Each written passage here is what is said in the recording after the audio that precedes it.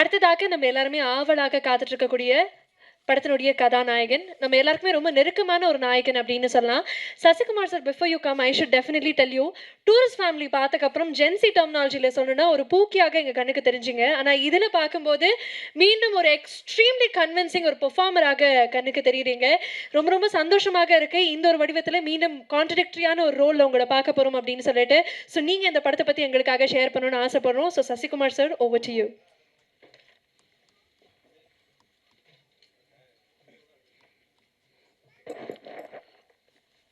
எல்லோருக்கும் வணக்கம். பத்திரிகை நண்பர்கள் அனைவருக்கும் என்னுடைய வணக்கம். வந்திருந்துக்க எல்லாருக்கும் வணக்கம். ரொம்ப நன்றி சார். ஆர்கே செல்வனி சாருக்கும், அம்மா கிருஷ்ணன் சிவா சாருக்கும் எங்கள் டீம் சார்பாக நன்றியை தெரிவிச்சுக்கிறேன்.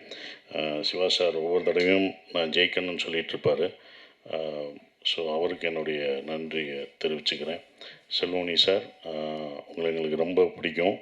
ஒரு இன்டர்வியூ பார்த்துட்டு தான் உங்கள் படம் எங்களுக்கு ரொம்ப பிடிச்சது. உங்களை எப்போ பிடிச்சதுன்னா, உங்கள் இன்டர்வியூ ஒன்று பார்த்துட்டு உங்கள் வீட்டுக்கு நான் வந்தேன். உங்களுக்கு ஞாபகம் இருக்குமான்னு தெரில. உங்கள் வீட்டுக்கு வந்து உங்களை இது பண்ணேன். உங்கள் இன்டர்வியூவில் என்ன சொல்லியிருந்தீங்கன்னா, நீங்கள் ஃபஸ்ட்டு படம் எடுத்துகிட்டு சௌத்ரி சார் கூப்பிட்டு ஒரு செக்கு கொடுத்தாரு. 2வது படம் எனக்கு பண்ணுங்க அப்படின்னு புலன் விசாரணைக்கு அப்புறம் பாத்ரூமில் போய் எவ்வளோ எடுப்பாங்கன்னு பார்த்தப்ப 5000 இருக்குன்னு நினச்சி பார்த்தீங்க. 5 லட்சம் அட்வான்ஸ் கொடுத்துருந்தாங்க. அதை வச்சுட்டு நான் வீட்டுக்கு போகலான்னு போகும்போது ராவுத்தர் சார் ஃபோன் பண்ணி, விஜயகாந்த் சார் ஆஃபீஸில் ஃபோன் பண்ணி, விஜயகாந்த் சார் படம் அடுத்து 100வது படம் அவருடைய படம், அதை நீங்கள் தான் எடுக்கணும் அப்படின்னு சொன்னோடனே மறு நிமிஷமே அவர் போய் அந்த செக்கை என்னை ஃபஸ்ட்டு கொடுத்த ப்ரொடியூசருக்கு தான் நான் அடுத்த படம் பண்ணுவேன் அப்படின்னு சொல்லி அந்த 5 லட்சத்தை அவங்களுக்கு கொடுத்துட்டு வந்ததை பார்க்கும்போது, இப்படி ஒரு மனிதர் இந்த காலத்துலையா அப்போ இருந்திருக்காங்க உங்களுக்கு அப்படின்னு சொல்லிட்டு நான் அவங்கள வந்து, சார் எனக்கு ஆச்சரியமாக இருக்குது, அப்படிலாம் பண்ணுவாங்களா சார் அப்படின்னு நான் ஆச்சரியத்தோடு கேட்டேன். ஜெயிச்சுட்டு அதே கம்பெனிக்கு பண்ணுவாங்களா சார், இது ரொம்ப சந்தோஷமாக இருக்குது சார் அப்படின்னு சொன்னேன். ஸோ அதில் எனக்கு அவரை ரொம்ப பிடிக்க ஆரம்பிச்சது. ஸோ அவர் இங்கே வந்ததுக்கு ரொம்ப நன்றி. எங்களை வாழ்த்துனதுக்கு ரொம்ப நன்றி சார். ஆர்ட் டைரக்டர், அங்கேருந்து வர்றேன் நான். ஆர்ட் டைரக்டர் ரொம்ப சிறப்பாக பண்ணியிருந்தார். நான் 2 படம் நாங்கள் பண்ணிட்டோம். அப்படியே லைவாக அந்த செட்டு எப்படி பார்த்தீங்களோ அது போட்டிருக்காரு. ரொம்ப அமைதியாக இருப்பாங்க. அப்படிப்பட்ட ஒரு ஆர்ட் டைரக்டர். அதுக்கப்புறம் உதய் கேமராமேன்.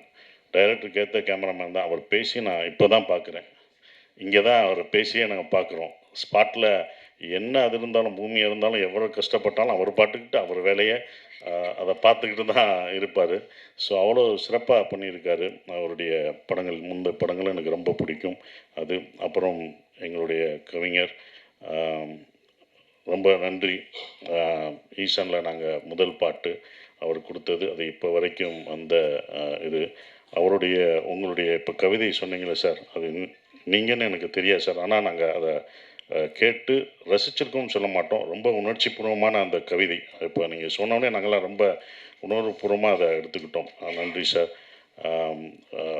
மியூசிக் நீங்கள் வாங்கி பார்த்துட்டு, அவர் தான் படம் பார்த்தார், நல்லா இருக்குன்னு சொன்னது அவர் தான். ஸோ அவருக்கு நன்றி. ஜிப்ரான், அவரோட நான் 4 படம், என் படம் நிறையா இருக்குது, அதெல்லாம் முடிச்சு கொடுங்க. எப்போ கொடுக்க போகிறீங்க?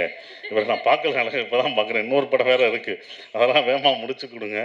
ஸோ அவர் சிறப்பாக பண்ணியிருக்காரு. இப்போ நந்தன்லேயும் அந்த அந்த படத்தை என்ஹான்ஸ் பண்ணி கொண்டு போனதும் அவர் தான். ஃப்ரீடமும் நாங்கள் எடுத்ததை விட அதை ரொம்ப அழகாக இது பண்ணி கொண்டு போயிருக்காரு. அவருக்கு என்னுடைய நன்றியை தெரிவிச்சுக்கிறேன்.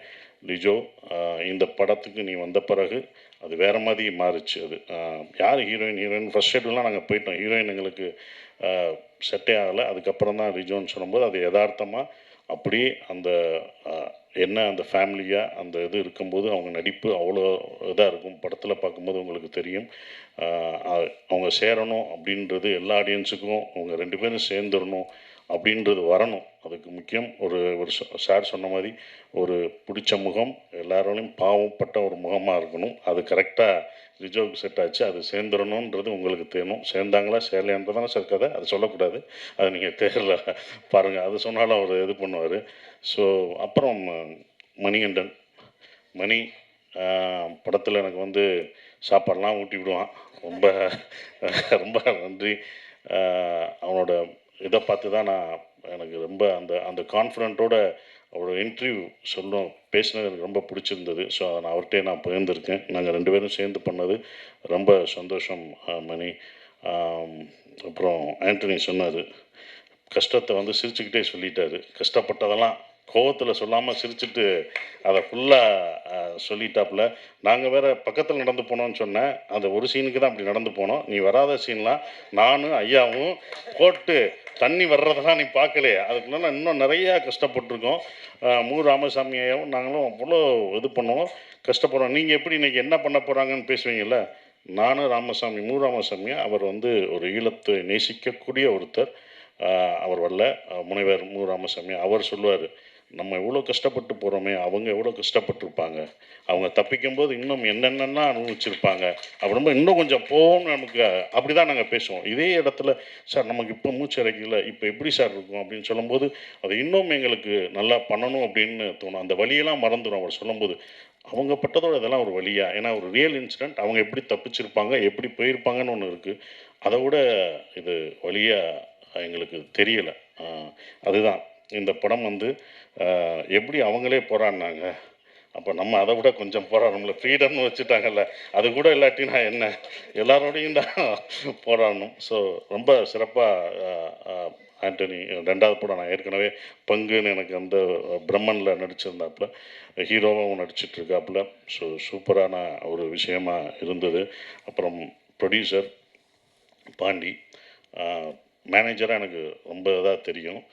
முதல் சிவா சார் தான் பாண்டி வச்சு ஒரு படம் ப்ரொடியூஸ் பண்ணுங்கன்னு சொல்லும்போது அவர்கிட்ட நான் சொல்லுது, வேணாம் பாண்டி, நீ ப்ரொடக்ஷன் மேனேஜராகவே இரு, நீ வாங்கி பழகியாச்சு, நீ ப்ரொடியூசர்னால் கொடுக்கணும், அதை ஞாபகம் வச்சுக்கோ, கொடுக்கணும் அதை ஞாபகம் வச்சுக்கோ அப்படின்னு நான் சொன்னேன். இல்லை சார் நான் பண்ணுவேன் சார், எனக்கு கான்ஃபிடென்ட் இருக்குது அப்படின்னு. இல்லை பாண்டி, இன்னொரு தடவை நல்லா யோசிச்சுக்கோ பாண்டி, அது பண்ணணுமா அப்படின்னு சொல்லிட்டு வரும்போது அப்புறம் கதை மாறுச்சு. இந்த கதை சார், இந்த கதையும் பண்ணணுமா, இது ரொம்ப இதுப்பா அப்படின்னு. இல்லை சார் நான் பண்ணுவேன் சார் அப்படின்னு சிவா சார் சொன்னார். பாண்டி ஏதாவது சொன்னால் அழுதுருவார்னு தான் அவர்கிட்ட சொன்னேன். சார் காசு கேட்டாலும் அழுதுறாரு சார், ஏதாவது சொன்னால் அழுதுறாரு சார். சார் காசு ஆர்டிஸ்ட்டும் டெக்னீஷியனும் கேட்டாலும் அழுதுறாருல சார், எப்படி சார் இது பண்ண முடியும் அப்படிலாம் நான் அவர்கிட்ட சொல்லிட்டு இருந்தேன். பட் என்னென்னா ஒரு கட்டத்தில் சரி அவருக்கு பண்ணுவோம், நம்ம அவரோட கான்ஃபிடென்ட் தான், அவர் நான் பண்ணுவேன் சார் என்னை நம்புங்க அப்படின்னு சொல்லி அந்த நம்பிக்கை தான், நாங்கள் வச்ச நம்பிக்கை தான் இவ்வளோ தூரம் ரிலீஸ் வரைக்கும் அவர் கொண்டு வந்திருக்கார். இன்னும் அடுத்த படங்கள் அவர் சிறப்பாக பண்ணணும், இன்னும் நிறையா படங்கள் பண்ணணும். எல்லாமே இருக்குன்னா ஒரு படம் அப்படின்னும்போது எல்லாருக்கும் ஒரு மனஸ்தாபம் இருக்க தான் செய்யும், எல்லாருக்கும் அது இருக்க தான் செய்யும். ஒரு படமாக இருந்தால் ஒரு இயக்குனருக்குள்ள, ஒரு ப்ரொடியூசருக்குள்ளே, ஆர்டிஸ்ட்டுக்குள்ளே, டெக்னீஷியன்ஸ்குள்ளே எல்லாமே ஒரு மனஸ்தாபங்கள் எங்கேயோ ஒரு இடத்துல இருக்கும். ஆனால் அது முடிஞ்சு அந்த நிறைவாக பார்க்கும்போது அதெல்லாம் பறந்து போயிடும், அந்த வெற்றியை அதை மாற்றிடும். எப்போதுமே அது இருக்கும், எந்த படமாக இருந்தாலும் அது இருக்க தான் இருக்கும். சின்ன சின்ன விஷயங்கள்லாம் இருக்க செய்யும். அதெல்லாம் கடந்து இந்த படம் வெற்றி வந்து அதை மறக்கடிக்கணும்னு நான் நினைக்கிறேன். ஃப்ரீடம் படத்தை பற்றி சொல்லணும்னா டூரிஸ்ட் ஃபேமிலி மாதிரி அப்படி நினச்சிடக்கூடாது. அதை நம்ம தெளிவுபடுத்திடணும். என்னடா காமெடி படம்னு சொன்னாங்க இங்கே, ஏன்னா ஆடியன்ஸுக்கு நம்ம தெளிவுபடுத்தணும் ஃபஸ்ட்டு. இது என்ன மாதிரி படம் எப்படி அப்படின்றது. ஏன்னா இது டூரிஸ்ட் ஃபேமிலி மாதிரி உங்களுக்கு வந்து காமெடியோ ஒரு காமெடி ஒரு எல்லாமே இருக்கக்கூடிய படமாக அது இருக்காது. இது வந்து ஜெயிலில் கஷ்டங்களை சொல்ல போகிற ஒரு படமாக தான் இருக்கும். அது தயார்படுத்தணும் ஆடியன்ஸுக்கு. நம்ம ஆடியன்ஸுக்கு வந்து என்ன சொல்லணும்னா என்ன ஜானர்னே சொல்ல மாட்டேங்கிறோம். வந்து பாருங்கன்னு சொல்லிட்டு அவர் வேறு மாதிரி நினச்சி டூரிஸ்ட் ஃபேமிலி மாதிரி வச்சுட்டு, இது டூரிஸ்ட் ஃபேமிலி மாதிரி இல்லை வேணாடா இப்படி பண்ணி அப்படின்னு அவங்க சொல்லுவாங்க. அவங்க பக்கம் நியாயம், அது நம்ம தப்பு தான். ஏன்னா நம்ம என்ன படம் பண்ணுறோம், இது என்ன ஜானர் ஆஃப் மூவி எல்லாம் அவங்களுக்கு தெளிவுபடுத்திடணும். தெளிவுபடுத்தும் போது அவங்க பார்க்க வரும்போது அதை இது பண்ணுவாங்க. ஏன்னா இது வந்து ஜெயில் சார் சொன்ன மாதிரி ஜெயில் படங்கள், எஸ்கேப் டு விக்ட்ரி இந்த மாதிரிலாம் நம்ம இங்கிலீஷில் பார்த்துருப்போம், நிறையா படங்கள் பார்த்துருப்போம். ஆனால் அது உண்மை கதையை தான் அவங்களும் எடுத்திருப்பாங்க. கிரேட் எஸ்கேப் இதெல்லாம் வந்து உண்மை சம்பவத்தை தழுவி எடுத்திருப்பாங்க. இந்த படமும் உண்மை சம்பவத்தை தழுவி தான் எடுத்திருக்கோம். ஜெயிலுக்குள்ளே இருக்கும்போது காமெடி பண்ண முடியாது, டான்ஸ் ஆட முடியாது, அடிச்சிருவாங்க. சும்மா இது பண்ணுறதுக்கே அடி வெளுக்கிறாங்க. அப்புறம் எப்படி ஜெயிலில் இருக்கும்போது கொடுக்க மாட்டாங்க. ஸோ அப்படி ஒரு இது 1991 நடந்த ஒரு கதை. 95 வரைக்கும் இருக்குது. 95 ஜெயிலில் பிரேக் பண்ணி தப்பிக்கிறவங்களை பற்றி 1000 அகதிகளை சந்தேக கேஸில் உள்ளே பிடிச்சிட்டு போய் அவங்க எப்படி குடும்பத்தை இழந்து அவங்க ஃபேமிலியை ஓட சேர்ந்தாங்களா இல்லையா அப்படின்ற ஒரு விஷயத்த சொல்லப்போகிற ஒரு படமாக தான் இந்த இந்த ஃப்ரீடம் இருக்கும். அவங்களுக்கு எப்படி அந்த விடுதலை வெளியில் கிடச்சதுன்றது நமக்கு அந்த அந்த இன்சிடெண்ட் தெரியாது. அப்போ நடந்தபோது 1995ல் இப்படி ஒரு விஷயம் நடந்திருக்கு. இப்படி ஒரு ஜெயில் பிரேக் வேலூரில் இப்படி சிறையில் இருந்து தப்பிக்க ட்ரை பண்ணியிருக்காங்க, தப்பிச்சிருக்காங்கன்ற ஒரு விஷயத்த வந்து நமக்கு தெரியாத ஒன்று. அது வந்து ஏன்னா அப்போ இவ்வளோ மீடியா இல்லை, ஒரு பேப்பர் செய்திகளாக தான் அது இருக்குது, பேப்பர் செய்திகளாக இருக்குது. அது இதாக இந்த படத்தில் நாங்கள் சொல்லியிருக்கோம். அந்த வலிகளையும் வேதனையும் இந்த படங்கள் அப்படியே சொல்லும், யதார்த்தமாக சொல்லும். படம் பண்ணும்போது இப்படி ஒரு படத்தை பாண்டி எடுத்ததுக்கு நன்றியை தெரிவிச்சுக்கிறேன். ஏன்னா ப்ரொடியூசர் தான் இதுக்கு அக்செப்ட் பண்ண. நான் திருப்பி திருப்பி கேட்டேன், ஏன்னா இப்படி ஒரு படம் நான் நான் சந்தோஷமாக இருக்கேன் சார். இப்போ கூட படம் பார்த்துட்டு நல்லா இருக்குன்னு சொன்ன சொல்லியிருக்காரு. அதுக்கு ரொம்ப நன்றி. ஏன்னா ப்ரொடியூசருக்கு தான் அது பிடிக்கணும். அப்புறம் டைரக்டர், நான் ஏற்கனவே ஒரு படம் பண்ணிவிட்டேன். அவரோட ஒர்க் எனக்கு ரொம்ப பிடிக்கும். தோல்வியெல்லாம் கிடையாது, தோல்வியோ வெற்றியோ கிடையாது. நான் மேக்ஸிமம் பண்ணேன்னா புதுமுக இயக்குநர்களுக்கு தான் பண்ணியிருக்கேன். மேக்ஸிமம் இல்லை, எல்லா தடவையும் அதிகமாக நான் பண்ணது 11, 12 புதுமுக இயக்குநர்கள் படத்தில் நடிச்சிருக்கேன், ப்ரொடியூஸ் பண்ணியிருக்கேன். அதுக்கப்புறம் தோல்வி இயக்குநர்களுக்கு தான் நான் பண்ணியிருக்கேன். வெற்றி அடைஞ்ச இயக்குனர் ஒன்றே ஒன்று தான், அது நாடோடிகள் முடிஞ்சு போராளி, சமுத்திரகனிக்கு மட்டும்தான் பண்ணியிருக்கேன். அதுக்கப்புறம் நான் பண்ணதே இல்லை. அது நமக்கு நமக்கு சில விஷயங்கள் இப்படி தான் பண்ணணும்னு வரும், நம்மளை தேடி அப்படி தான் வரும். அந்த மாதிரி தான் இருந்தது. ஏன்னா வெற்றி தோல்வியெல்லாம் பார்க்கக்கூடாது, அடுத்த அந்த அந்த ஸ்கிரிப்ட் என்னவா இருக்குது எப்படி இருக்குன்னு தான் பார்க்கணும். அப்படி தான் இந்த இந்த படத்தை நான் பார்த்தேன். சிவா சார் கொஞ்சம் சீரியஸாக தான் இருப்பார். ஏன்னா அவ்வளோ ஸ்ட்ரெஸ்ஸு அதெல்லாம் இருக்கும், சிரிக்க மாட்டார். படத்துலேயும் எங்களை சிரிக்கவே விடலை.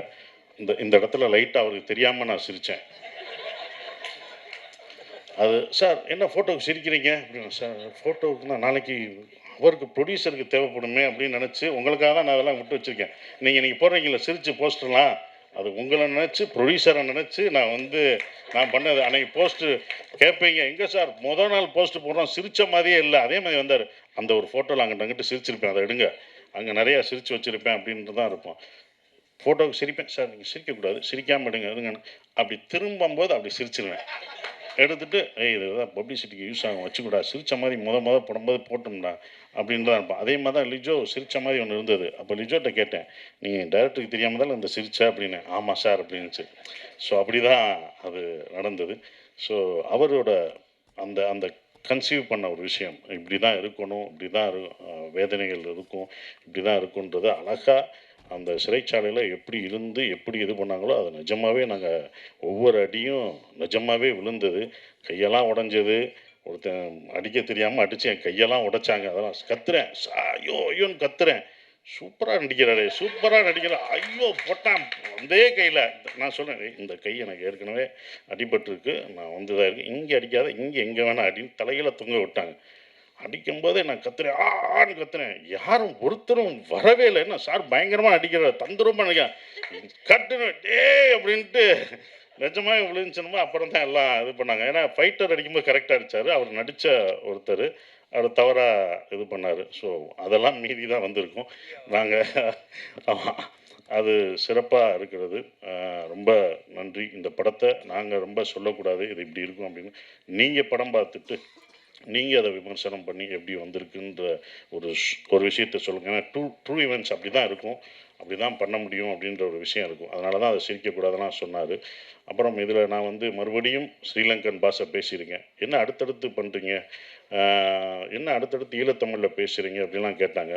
அதுவும் தமிழ் தாங்க, அது என்னோடய தமிழ் தாங்க, அதை நான் பேசுகிறதுல என்ன. 4 படம் 5 படம் வந்தாலும் அதே இதில் தான், நான் 10 படம் பண்ணாலும் அது பண்ணுவேன். அது தமிழ் படம் தானே, தமிழ் தான் நான் பேசுகிறேன் அப்படின்ற ஒரு விஷயம். அந்த தமிழ் இதுதான் முன்னாடி பண்ணோம், டூரிஸ்ட் ஃபேமிலிக்கு முன்னாடி பண்ண படம் தான் ஃப்ரீடம். அது பல தாமதங்களாகி அது வெற்றிகரமாக இவ்வளோ தூரம் கொண்டு வந்திருக்கதே ஒரு வெற்றி தான், தேட்டருக்கு கொண்டு வந்தது. அது எனக்கு ஸ்ரீலங்கன் பாஷை இங்கே பேசினது தான் நான் டூரிஸ்ட் ஃபேமிலிக்கு நிறைய யூஸ்ஃபுல்லாச்சு. அந்த அம்மா தான் நான் நிறையா பேட்டியில் சொன்னேன், என்றைக்கும் கற்றுக் கொடுத்த ஆசிரியரை மறக்கக்கூடாது, அந்த அம்மாவை நான் என்றைக்கும் மறக்க மாட்டேன். எனக்கு ஸ்ரீலங்கா அவங்க தான், எந்திரிங்கம்மா, அவங்க தான் எனக்கு. நான் எல்லா இன்டர்வியூலையும் சொல்லுவேன் மகேஸ்வரி அம்மாவை, அம்மா அவங்க தான் எனக்கு வந்து ஸ்ரீலங்கன் பாஷை நல்லா படுத்தி எடுத்துட்டேன். அது வேறு சில விஷயம் அவங்ககிட்ட கேட்பேன், இது கரெக்டாங்களோ அப்படின்லாம் கேட்பேன் நான். இல்லை நீங்கள் ரொம்ப இழுத்தெல்லாம் பேச வேணாம், அப்படிலாம் பேச மாட்டாங்க அப்படின்றத, நார்மலாக அப்படிலாம் பேச மாட்டேன், இப்படி தான் பேசுவாங்க அப்படின்னு சொல்லுவாங்க. ஸோ அவங்களுக்கு வாங்கம்மா, நீங்கள் நேரம் வாங்கம்மா, வாங்க, உங்களை பார்க்கட்டும் வாங்க. யாரா ஒரு அம்மா அம்மான்ட்டுக்கிட்டு இருக்கேன், அந்த அம்மா யாருன்ட்டு நானும் 2 படத்துக்கு கதறிக்கிட்டு இருக்கேன். வாங்க, என்னோட சீட்டில் உட்காருங்க. ம். ஸோ அவங்க தான் இந்த படத்துலேயும் நடிச்சிருக்காங்க. அவங்க டீச்சர். நன்றிம்மா. இவங்க எனக்கு குரு. கற்றுக் கொடுத்த